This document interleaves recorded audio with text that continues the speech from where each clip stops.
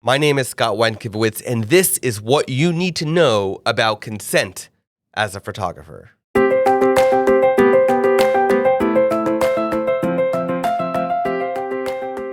If you work as a photographer, you probably already know something about the issue of consent. But while the basic premise is easy enough to understand, in reality, it can become a lot more complex. Consent in the general sense comes down to the issue of making your own decisions about your body. Where we are forced to do things against our will, this goes against our consent.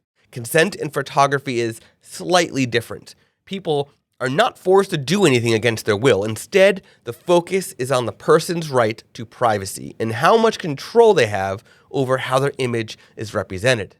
For example, people who are photographed in an unattractive pose might be open to public ridicule. And as you can imagine, they may not be happy about this. But there are all sorts of reasons people might not want their images to be used. Consent is usually concerned with the way in which the photo will be used. And that's why when taking personal photos for your album, you do not have to ask anyone in the photo for their consent. But if you plan to exhibit your photos or sell them, consent becomes a very important issue. At a wedding, there is an implied consent that you can take photos of people. Most guests understand that the photos for the couple getting married, and most people will be absolutely fine with this. The same applies for other private events like business events, award ceremonies, and there's often implied consent on the part of the attendees. However, the bigger issue comes with the publication of the photos. If someone is photographed at an event, will they also be happy to have their photos displayed on your website, in the brochure, on a billboard? This is where permission is usually required. To avoid these problems, you might put up a sign at the venue explaining that anyone who does not want to be photographed can simply make this clear to you. I wound up doing an adoption photo fundraiser, and I wound up printing out really vibrant, bright signs and put them all around the venue so that any person who was going inside this venue at the time knew that they would potentially be on film.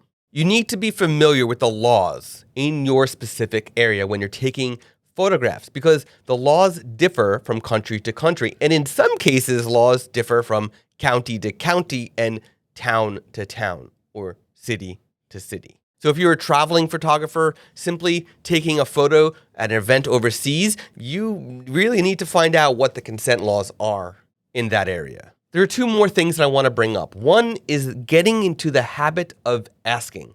Ask the person for their consent and go a step further and get a model release. If you don't have a model release in paper, you can use an app on your phone. There are many apps for both Android and for iOS that allows you to do a digital model release. Protect yourself, but also protect the person that you are photographing. If you need any advice regarding the legality in your area, please consult a lawyer. In the United States, the contracts and forms that we recommend are from thelawtalk.com. If you'd like to learn more about what you need to know about consent as a photographer, scroll down, click the description below this video, and check out the full article at imagely.com. Thank you for watching, and we'll see you next time.